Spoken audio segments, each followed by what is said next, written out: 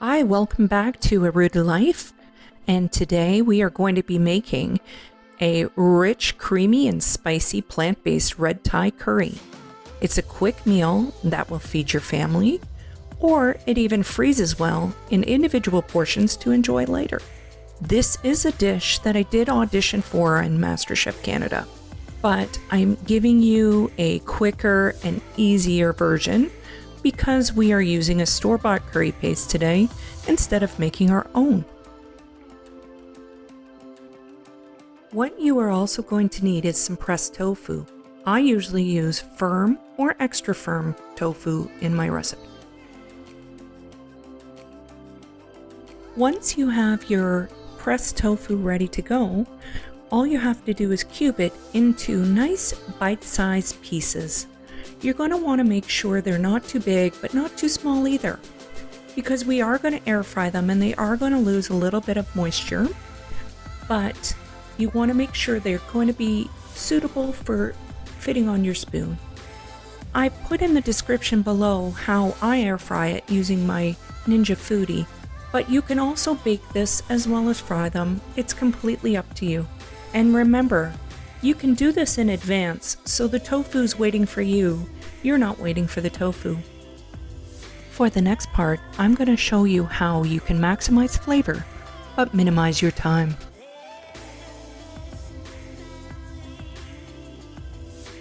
Smash and peel your garlic.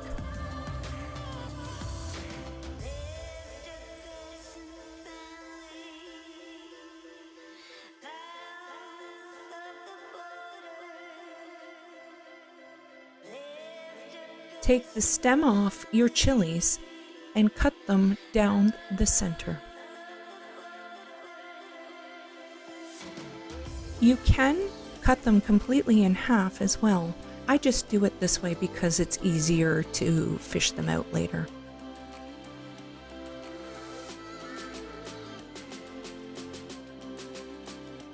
Slice your ginger in thin slices, even on the diagonal, to allow extra flavor. And if there are any pieces that are a little dried out or a little gnarly, just cut them out and dispose of it. Galangal is a root similar to ginger, kind of similar tasting profile, so if you do have it, please use it. If you don't, just boost up your ginger. Slice it also in small spots, and you're going to need a really sharp knife for this part.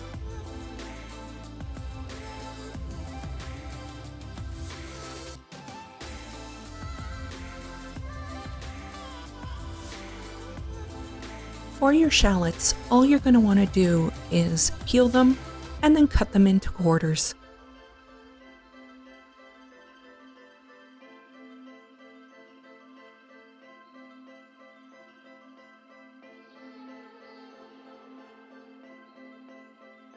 Now here's the fun part. If you've had a bad day, get out your pestle and mortar, and you're going to want to basically beat up all those aromatics together because you're going to want them to bloom. You're going to want them to open up. So when you infuse your coconut milk, you're going to get this delicious aroma from each one of those. If you don't have a pestle and mortar, that's okay. You can just bang them on a countertop on your cutting board using even the back of a pan.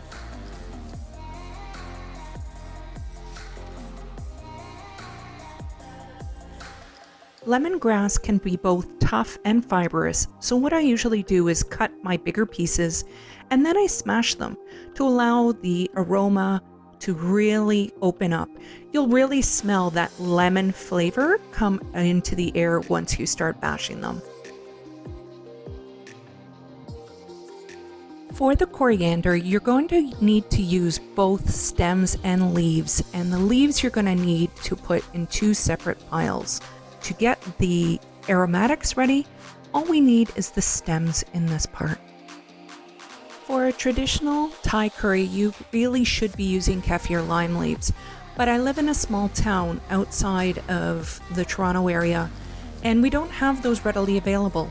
So in a pinch, what I usually do is just take the zest off a lime with the peeler. Nothing fancy, just peel it off. Just try to avoid taking as much pith out as possible.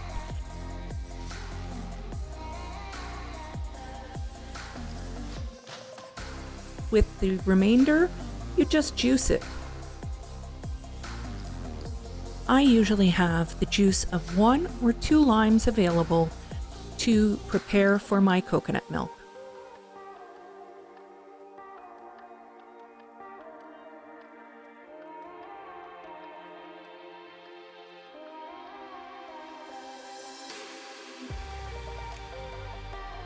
Now it's time to start building our flavor into our curry by putting all those aromatics into the coconut milk. Get your pan ready on a medium to medium-high heat. Add 2 cans of your coconut milk and all of those aromatics that we just prepared. You're going to want to boil this for 20 minutes uncovered because you want the coconut milk to start thickening and reducing. Add the juice of 1 lime at first. You can always add more later after you've tasted it and seen if you need to adjust anything.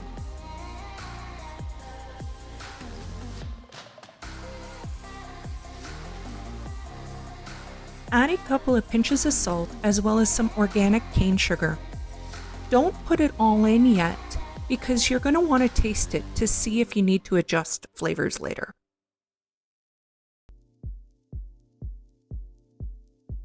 While your coconut milk is getting happy with all of those aromatics, you're going to want to prepare the rest of your ingredients. Start with the bell pepper. I have a little trick about bell peppers. What I usually do is find a bubbled part and then start my cut from there. That usually indicates there's no pith, and then it makes it super easy to cut all the way around, removing all of the flesh and leaving the other parts behind. If there is a few parts that are left, don't worry, those are chef pieces. Once you have your pepper ready, you're going to want to cube it to approximately the same size as what your tofu pieces are. No need to get fancy, you just want to remember that you're going to be eating this all on 1 spoon with your tofu and other things, so you want to make sure that they are nice bite-sized pieces.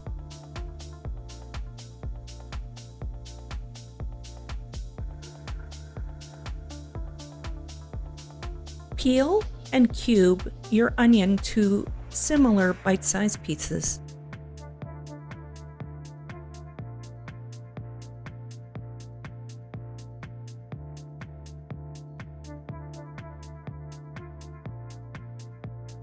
If your onion does have a few blemishes, no biggie, just pick them out. No need to get fancy here.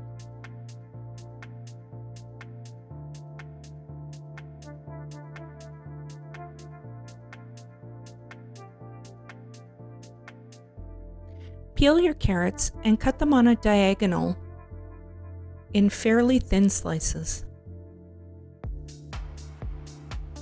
The reason I like cutting on a diagonal, other than the fact that it looks really fancy, is that it helps it cook very evenly and also quickly.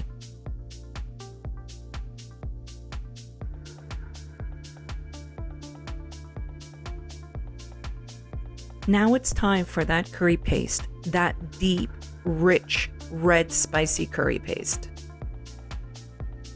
Once the aromatics have boiled for 20 minutes, you're going to want to strain the coconut milk. Put it back into the pan and add an additional can of coconut milk.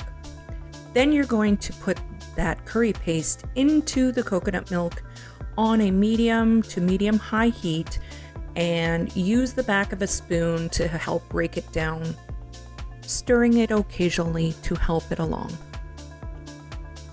As you see the curry paste melding into that aromatic coconut milk, this is where you're starting to really see the magic come to life. Once your curry paste and milk have combined into one and have started to boil, this is where you're going to want to add some of the veggies now. In this case, only carrots and onions at this point. They need a little bit of a head start. You are going to want to have the carrots and the onions go for at least 10 minutes before we start adding the additional items. Make sure that is 10 minutes on a boil though. not just a simmer.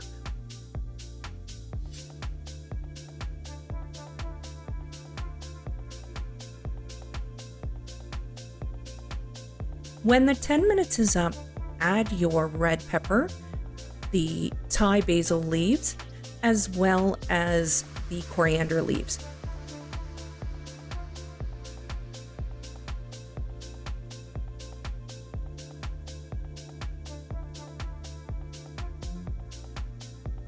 And don't forget that air-fried tofu at this point too.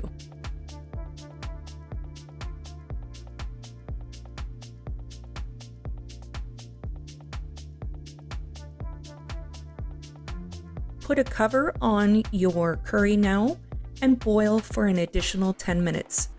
Try not to go over the 10 minutes because you really do not want your vegetables to become soggy.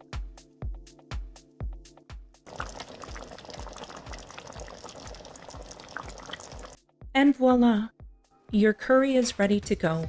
What I usually do is serve mine on my favorite type of rice, which happens to be jasmine rice. You're going to want to pour some of that curry, the vegetables, the tofu, all of that, but don't forget that rich velvety sauce.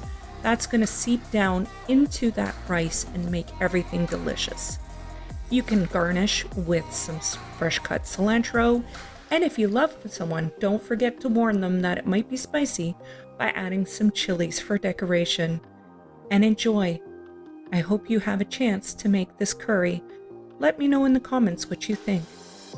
Thanks for coming by and watching my video today. I hope you have a chance to subscribe if you aren't already. Don't forget to hit that notification bell as well. See you soon.